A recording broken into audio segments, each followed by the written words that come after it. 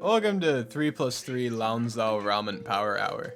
We are in a marathon here to get done before 2 a.m. You're gonna over the next 2 episodes, you're gonna listen to us deteriorate. It's gonna be good. It's gonna be good. Inquiry request. Gorp? Gore. She left. I was gonna ask her for a Gorp, but she walked away.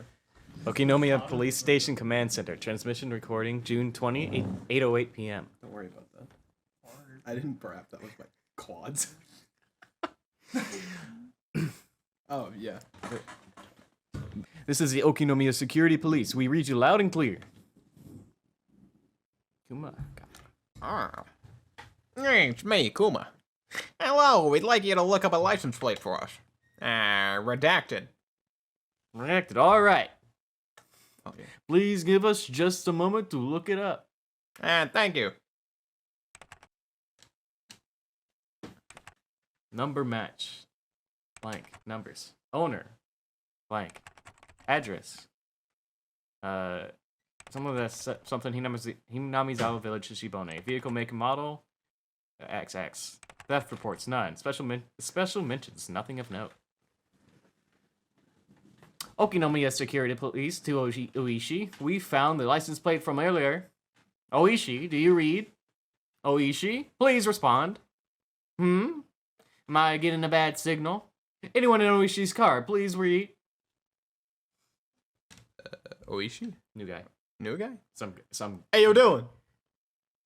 Police. Nothing, Kuma?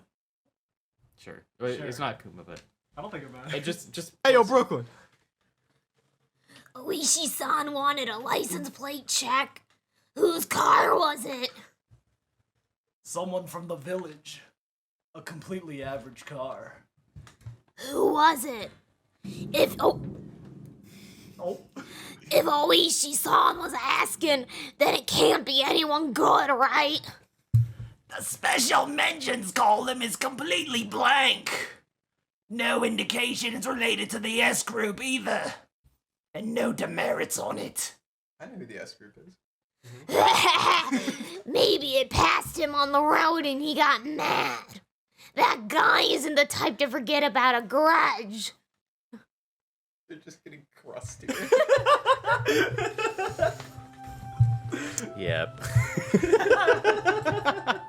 Thank you for your performances, Peanut Gallery. Record of Malice.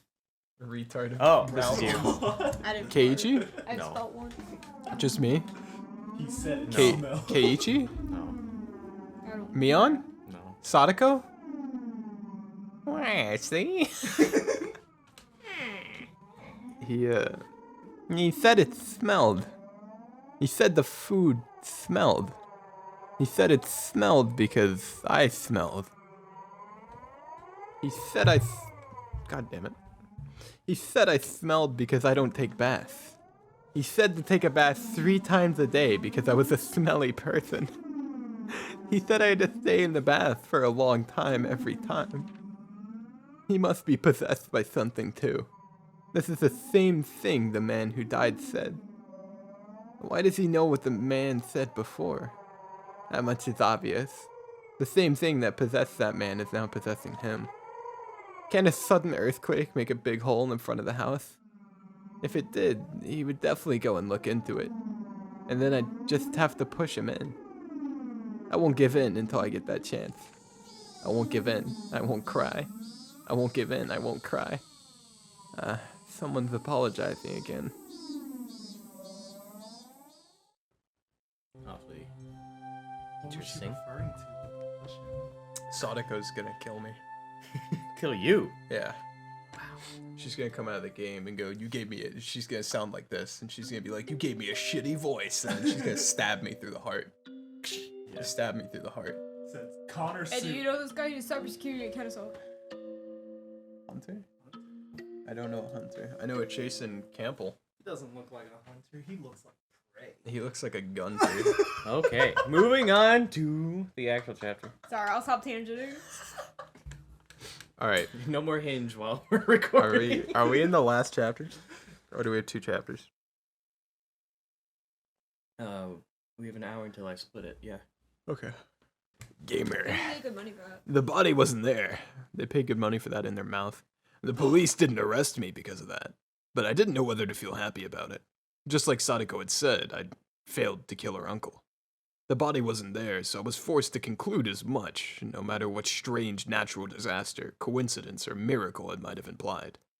In order to free Satoko, I became a demon, and this abnormal world was my reward. Yes, metaphorically, I had fallen into the demon world. But if that price had been in exchange for the life of Satoko's uncle, then that would have been fine. Since Satoko's uncle was still alive, still shackling her to him, I needed to become a demon once again. One more time. No, as many times as it took. I would kill that man over and over again until Satoko was liberated. Keiichi trapped in the infinite Satoko's uncle existing timeline. Yep. Yeah. He's in bed already? I had already awoken. I looked at the clock to see that it was early in the morning, at just about 5. It was already light outside. Once I'd hardened my resolve to become a demon again, I could feel my whole body teeming with the awakened power once more. Time wasn't an issue. No matter what, I'd do it. I got myself up. I get up. Oh, you know? The exhaustion from the past 2 days completely swept away, and I didn't even feel sleepy anymore either. I slowly rose and made sure my body was moving like I wanted it to. I could feel blood flowing through each and every one of my fingers. As I got dressed, I let my mind wander, and had a strange thought. These 2 days, well, I've said it was for Satoko's sake, the only thing on my mind has been killing. I've said it was for Satoko, but while actually carrying out the act, I'd completely forgotten about Satoko, albeit only temporarily. Maybe initially it was for Satoko's sake, but now I was just a demon, killing for the sake of killing. And as a result, I'd sunk into a world fit for such a demon. Maybe it was the same for Satoshi. He resolved himself to kill his aunt to save Satoko, became a demon, and then disappeared from the sunlit Hinamizawa village, vanishing into the demon world. Which meant that, after all was said and done, I'd met the same fate as him. I tried to avoid making the same mistakes, but it happened anyways, which meant that maybe Satoshi was here. Satoshi had come to this world a year before me, so he would be here somewhere. Then, surprised, I stopped walking. There was the second set of footsteps I'd grown so used to hearing. Could you be Satoshi? The empty, lifeless air wouldn't give me an answer. But I felt a strange kind of relief, that there was someone there, that Satoshi had stuck with me the whole time. Let's go, Satoshi. Once more. This time, we will set Satoko free for sure. Bitchin' Satoshi. Bitchin' Satoshi. I quietly slipped out of the house so my parents wouldn't notice. If they caught me now when I'd been out way too late for 2 days now, they'd give me a really angry talking to. I didn't have the time to allow for that to happen. Today, I would put an end to it. If the dead body disappeared, then I didn't have to bury it. I could just burn it to ashes and then take them with me, so I could kill him every time he resurrected. I'd do it again. I'd kill him again, and this time, I'd set her free. I'm still determined that the end of this game is going to be him killing Satoko to truly free her. Yeah. I know I've been saying it since the start, but now that we're in the last chapter, I just want to put that out there, you know? Mm-hmm. Outside, the morning light was so beautiful as to stagger belief. I went to the storage room to find weapons which I could kill him for sure. Blunt or not, it didn't matter to me. Right now, I didn't need to care whether someone saw or if the police came. This world had gone crazy after all. A world where I'd shown up at the festival and had fun, even though I wasn't there. Even if the police arrested me, I'd probably end up going right back home as if nothing had happened. Oh yeah, we're about to see a funny sprite. Hope you guys are ready. Is it Keiichi sprite? We'll see. We'll see. Both me and the other Keiichi Mayabara Even without me, he'd fill in. I could vanish from Hinamizawa without anyone noticing. So basically, I didn't care if I was mistakenly killed. Even if I died, Keiichi Maebara would remain. After all, this isn't the world I belong in. If I was going to be killed mistakenly for Satoko's sake, then that was just part of my duty as her Nini. Bless you. As those desperate thoughts became serious, the morning As those desperate thoughts became more serious, the morning air felt more refreshing to me, strangely enough.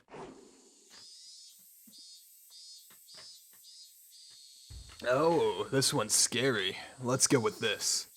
It was a hatchet, meant for chopping thick firewood. Its hefty steel blade was sinister, almost as though it was a tool meant for killing people. I couldn't exactly take it out in public like that, so I wrapped it a little in some old newspaper and tossed it into the basket on my bike. Oh, it's a little hatchety boy, one-hander, you know? Sorry for using you for evil all the time. I'll need you again today, my legs. I apologized to my bike for some reason. That's a Keiichi moment, dude. That's a Keiichi moment. Doesn't feel guilty about killing a man, but will apologize to his bike. A true hero of our time. For the past 3 days, I've only used it for dangerous things. I've been riding this bike ever since I lived in my old town. I could walk most places I wanted to go, so I hadn't used it all that much. My mom had bought it for me when I entered cram school, thinking it would be a convenient way for me to get to the station since it was far away. So I'd always use it to go back and forth from cram school. I'd only ever put textbooks and class materials in the front basket too. I'd never tried to put a hatchet that I'd be using to kill someone in here. When I came to Hinamizawa, life finally felt fun. I met the best friends ever and had some of the greatest times ever. Those times might have been shattered now, but it was my greatest wish that I could get them back, even if I had to risk my life to do it. That's how fun those times had been. I killed someone. And now I was at it again, needing to kill someone. Murder was a crime. I didn't believe that people should ever think murder was okay. But still, the times I'd had were enjoyable enough for me to commit such a crime. My friends were irreplaceable, and the time spent with them a treasure. Hanging out, laughing, sometimes tricking each other, but always in a friendly way. I didn't fear committing a crime as long as it was for the sake of taking back those times that gave my heart so much pleasure. Yes, this was a value I decided to uphold.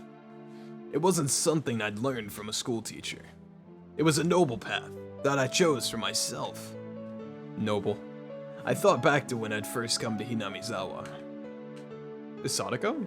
How on the very first day, Satoko had welcomed me via a blackboard eraser with a rock in it. That welcome really surprised the heck out of me. Man who called Oishi a fucking pig talking about it scared the heck out of him, dude. She would laugh, get angry, cry. She was never boring. She was obviously the most childlike one among us. But she was actually lively, full of vim and vigor, and good at meddling in other people's businesses. That went for Mion, Rina, and Rika-chan too. Why does Rika feel really tall on this? He's massive. Like, I feel like Rika's not usually that tall. What, That's is this huge. on Kotaku? Yeah. Yeah. Yo, that's actually huge, bro. They got my handle wrong. They put an S at the end. Of course. Bro. Fucking F. Wasn't Satoko the one at the center of everyone's laughing and banter? Satoko would try to look cool.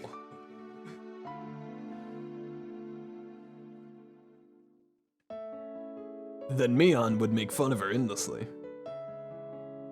Then Satoko would cry, which would put Rina in a state of ecstasy. Rika-chan would be greatly delighted. And I happened to get mixed up in it. We would always fool around like that. I can't wait for him to get there and no one's there. It's like just Satoko.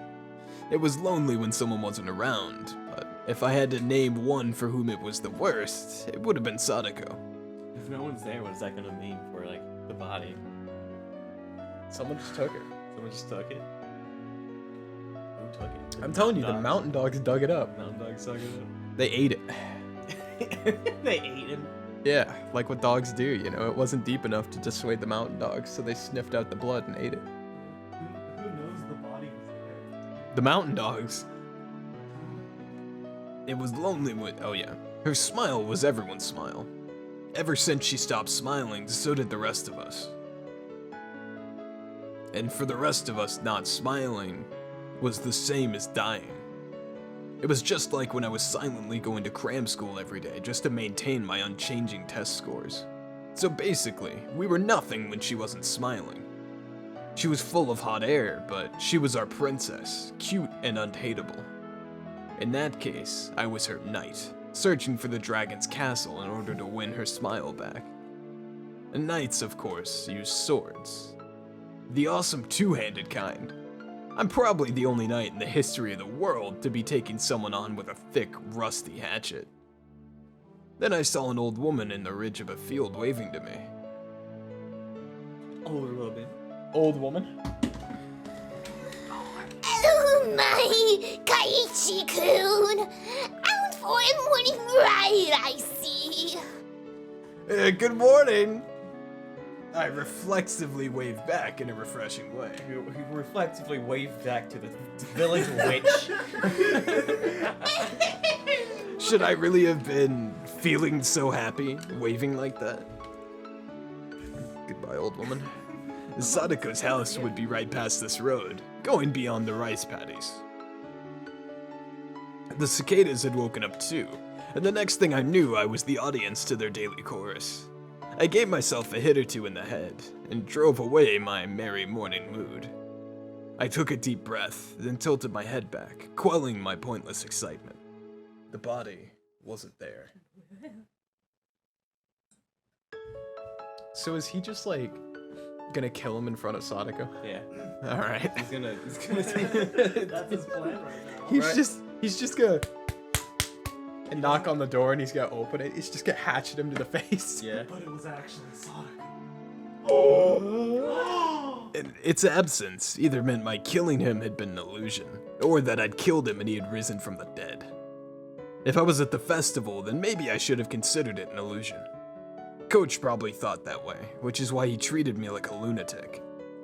But it being an illusion was just impossible. Oishi thought there was a body. I killed him without a doubt. Without a doubt. If that had been an illusion, then that would make all of this Hinamizawa I was in right now an illusion. If that was the case, then here's how it would end up. I was actually in a vegetative state due to a traffic accident, and I was currently dreaming in a hospital bed about how great it would be to spend time with my friends in rice paddies like these. And then Keiichi wakes up, and it's the end of Watanagashi. That's just a theory. A game. A game theory. It's literally like the most common like cartoon theory, right? Oh, this is all he's in But a it was coma. a dream. But Arthur's in a coma. It's all fake or some shit. So annoying. That was a terrifying thought, though. If this wasn't an illusion, then the only possible answer was that he resurrected. It would make him a literal monster.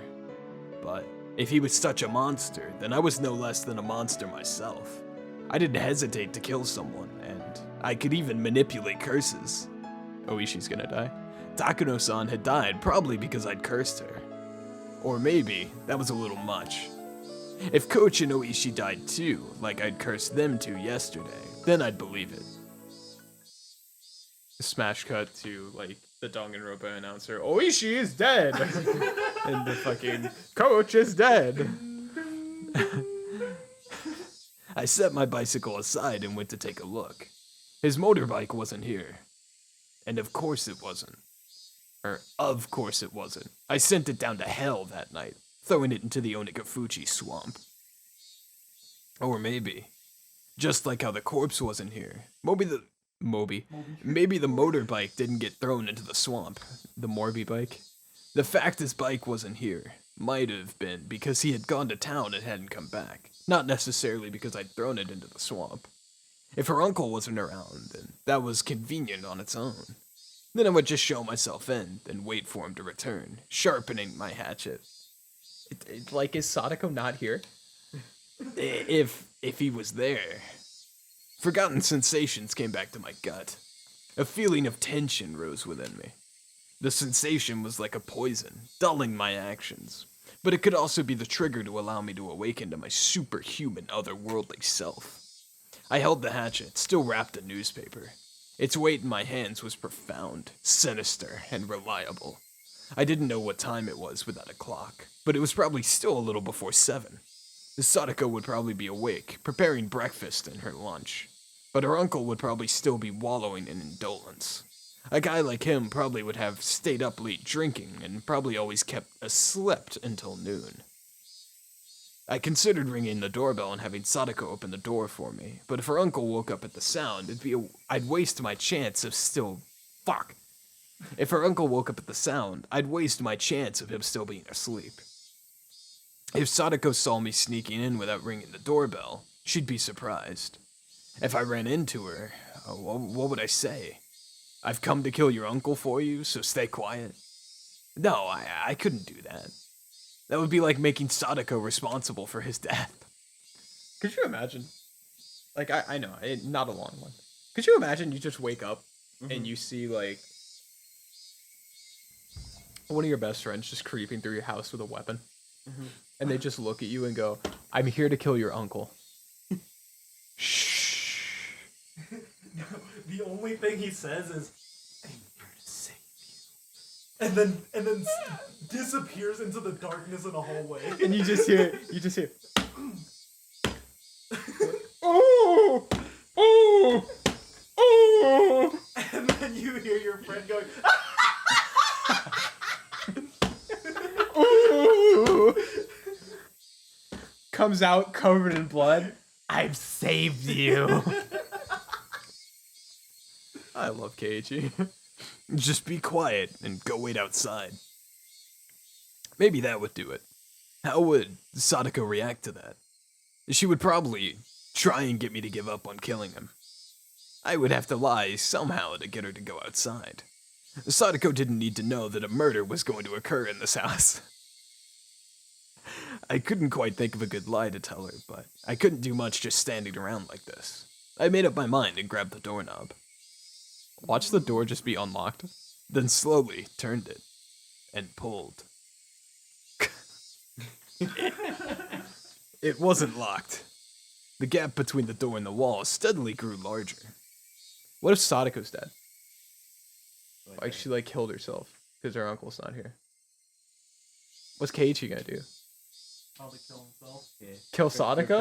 No, kill himself He's right gonna after. kill Sadako more. He's fucking bitch. He goes to the police station and does the unthinkable. No! The gap between the door and the wall steadily grew larger. The chain wasn't even on. The oppressive smell of life in Sadako's house hit me. At the entrance, there were a few pairs of shoes and sandals. I couldn't tell whether he was here or not just by looking at them. I could hear a television on somewhere. Damn, Ryukishi, you live like this? The television was in the messy dining room. Set this up, or is this like? For sure he lives like this. Oh, without a doubt, he lives like this. Alright, let's try to recognize the things in the room. Is that a jar of Nutella? You see the makeup box, Yeah, or the sewing box under the under the table. yeah. A lot of mugs, a lot of grandma floral print mugs. There's a package on the bottom There's right. like a Lipton tea bottle on the left. I don't know what that suspicious plastic bin is on the far left. He's got some VHSs on the shelves. There's tape. You see the TV, nice CRTV. I think there's rice seasoning on the table. Furikake. Yeah. What's that jar in the right leg of the table? It's like peanut butter. It's Sadako's Peanut butter? uncle's ashes. I think Satoko dug up the body. Yeah. We're gonna come in, the body's gonna be dug up. She's gonna be puppeteering him in front of the TV and She You see- crawled into his uncle's dead body like a mech suit. He's gonna have killed Satoshi and she's gonna be like, you killed my Nini!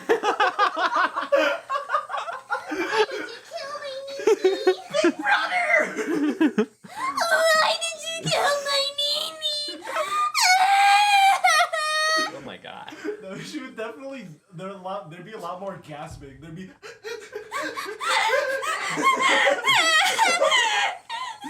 This is just real. This isn't fake. This is real. She's just channeling Sadako. This is just real. The television was in the messy dining room. There was food scattered about the table, giving an impression decidedly different from a happy family mealtime.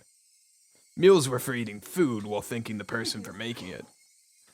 Meaning whatever occurred in this dining room wasn't a meal. Nobody in sight. No sign of anyone either. But with the television on, he must have been close. What happened back there? She said epic mealtime.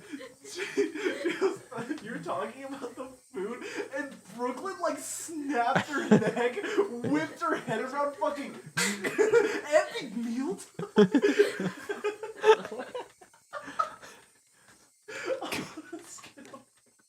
Could he have anticipated my coming and be hiding, waiting for me? The tension I felt was so thick, so tight, that I thought it would choke me. The newspaper wrapping the hatchet's thick blade didn't hamper its power at all. I tightened my grip on it, then very carefully took a look around. Where had those peaceful feelings from before I arrived here gone? Even the sound of sweat bubbling up on my brow got on my nerves. And then I looked at the table and realized something. This wasn't breakfast. The grains of boiled rice were all hard and dried up. Then, was this last night's dinner? I left the dining room, keeping vigilant. I left the dining room, keeping vigilant, went down the hallway, and found the stairs to the second floor. When that man was playing with his friends, he looked out of the second-story window. It was a high probability that this room was his own, and that he slept here. I tiptoed up the edges of the stairs, quietly climbing without making a sound. I couldn't hear any kind of snoring. I didn't hear anything up there.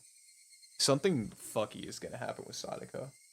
Or is she at school? This is gonna be like a Doki-Doki moment. Yeah, I was like literally gonna say this. I slowly push open the door. I went through a few rooms, slowly and quietly opening the paper doors, checking inside. But I still couldn't find anyone around. To search more effectively, I got down on the floor and pressed my ear right up to it. I could hear the television in the dining room and a low hum, perhaps of boiling water. It was then that I started to harbor some feelings of suspicion. This house wasn't right. He's in someone else's house. He's in the wrong guy. Yeah, he's in the neighbor's house. It seemed like the people here had, it seemed like the people here had been here. It seemed like the people had been here since the TV was on, but it wasn't normal for nobody to be around this early in the morning. I silently descended the stairs and went back into the dining room. I looked at the food scattered about. Jesus, Peter.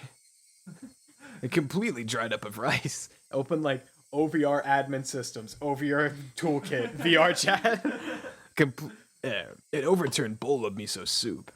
The package for a side dish bought at the supermarket. I could tell Sadako had defiantly been the one who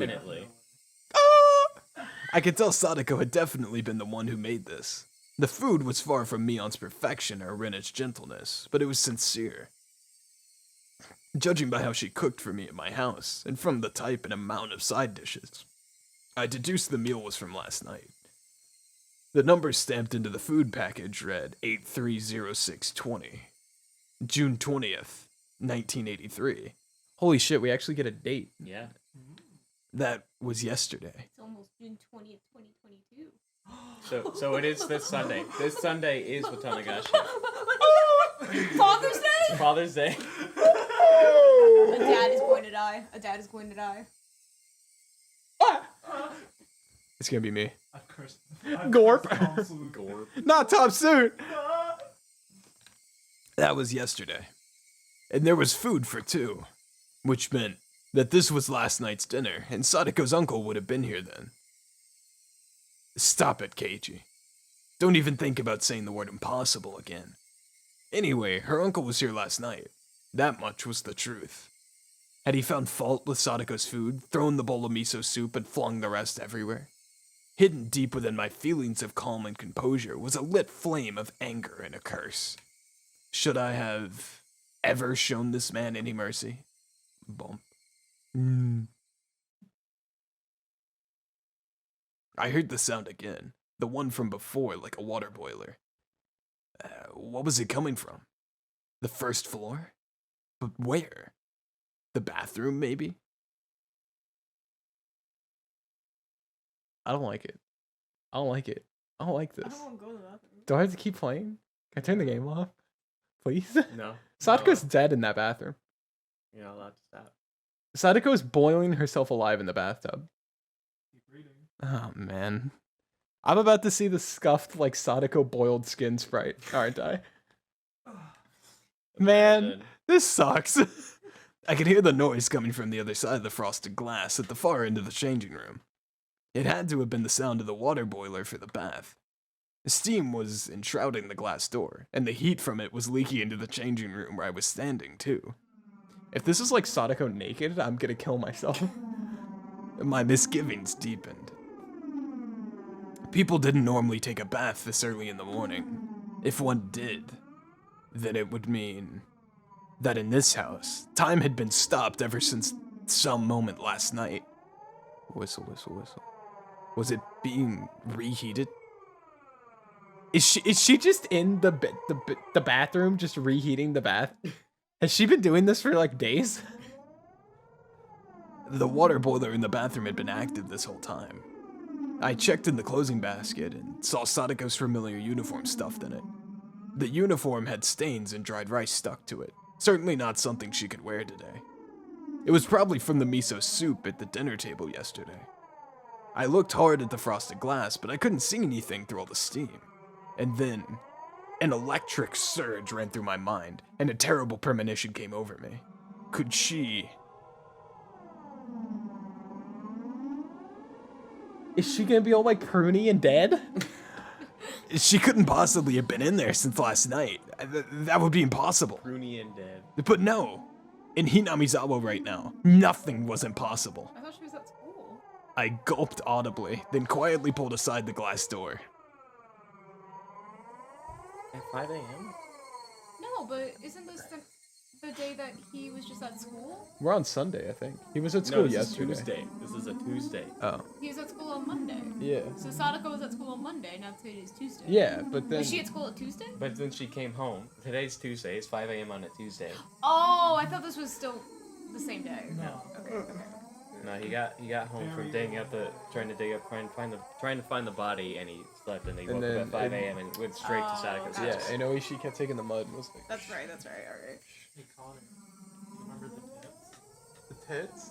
The tits? Tits? Tits? Yeah. Wait, you remember the second one? Yeah. What was the second one? Gorp. Hot, steaming air burst out of the slight opening. The fan wasn't on the changing room, so it went completely white with steam. He's gonna kill Satoko. Just as the hot vapor poured into the changing room, cooler air also flowed into the room with the bath. And I just heard, due to being hit by that air, a very weak moan. That was all I needed to know who it was. Oh, it's about to be a really scuffed Satoko sprite. I don't want to hit this key, man. I don't care. Satoko?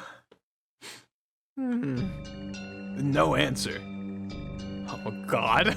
Oh, It's gonna be naked. God. Oh, this is gonna get bad. Satoko was in the bathtub, surrounded by a thick layer of rising steam. The top half of her body was leaning over the edge of the tub. She was passed out. The water boiler kept on making a whistling noise as if angered. I could see the gas flame through a small window. It was roaring at full force, completely blue.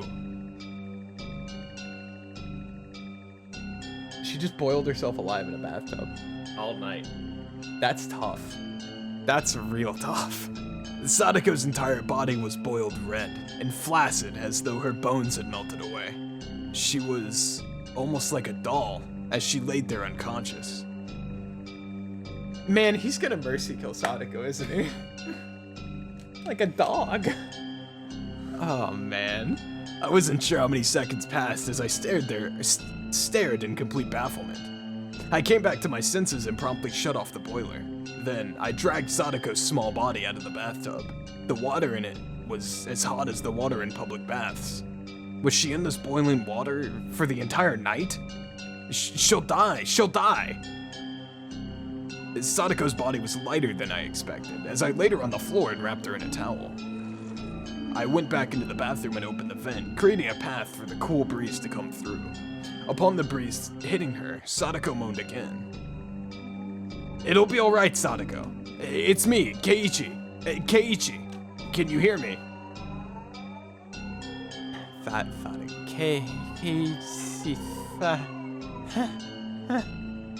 Sadako recognized me and muttered a response, but I couldn't really tell what she was saying. Her eyes were muddy and unfocused. I could tell she wasn't completely conscious. Upon closer inspection, her limbs and waist were twitching slightly. This was way worse than normal overheating. This was dangerous. Didn't they call this heat stroke? Think, what would the teacher do if a girl passed out in the middle of the summer during a marathon in gym class or something? What? I turned... He's right, but that was a strange direction. Why? It's that's a little. I didn't think it. It's. What would a teacher do in this exactly specific, incredible scenario during the summer? What would a teacher do when somebody has heat stroke? Yeah. No, I get it. It's fair. Just putting himself in a situation where it would make more sense, and then he would just. That's fair, but. I'm calling you a dumbass. I don't think in comical specifics. I turned the water faucet in the kitchen all the way on and soaked a towel in it. Then I took the cold towel and pressed it to Sadako's forehead. Sadako reacted harshly to the coldness and let out a muffled voice. For burns, right, you would soak the burn spot under running water. Then, could I run cold water in the shower and cool her off like that? No. If it was that sudden, it wouldn't be good for her heart, and she'd go into shock. I think I read that once before. This was about as much nursing as I could possibly give her. Anything more than this would be too much for the likes of an amateur. What happened, Sadako? You're alright now. Your Nini will save you for sure. 5,039? 5,040? Huh? What was Sadako reciting under her breath? It brought my ear to her mouth to better make out the mysteriousness, spell-like words she kept saying. At that moment, I understood what they were for. Sadako, you're counting? Why? People tell little kids in the bath to count to 100 a lot, right? Sadako was counting like that? But 5,039? You moron! How long were you supposed to count in your own bathtub? 10. I doubted my ears and doubted her common sense. 10,000? You're a freaking idiot. What kind of dumbass can count to 10,000? There's no way you could do that. You'd boil to death before you got that far. Why were you... My uncle. Last night, her uncle flew into a rage at the dinner she had made, saying it stunk and it was inedible. Sadako didn't understand what on earth he meant. It wasn't much different than what she usually made for him. Maybe he hated the smell of the pickled vegetables she bought in particular. Her uncle then decided the stink was originating from Sadako and shouted at her that she never ever took baths. And then, he put Sadako in boiling water and told her not to come out until she counted to... I'll kill you! I snapped and exploded.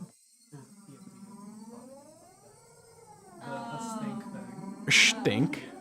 Raising the newspaper-wrapped hatchet, I stampeded through the house. I stampeded through the house. I searched for anything. Traces, signs, smells, vibrations, heartbeats. With a war cry, I raced up the stairs with such force I could have stomped a hole through them. Then I found the futon in the room I thought to be her uncle's, and well aware he wasn't sleeping in it, I bashed it with the hatchet. Did he run into the closet? I'll bust the entire closet down, door and all. And if he's not there, maybe there's a secret door. Any switches or levers in these walls here? I smashed into wall after wall with the hatchet, crushing them. Dust rose into the air and broken pieces scattered about the floor. Yo, Rena? I smashed all the glass windows too, for good measure.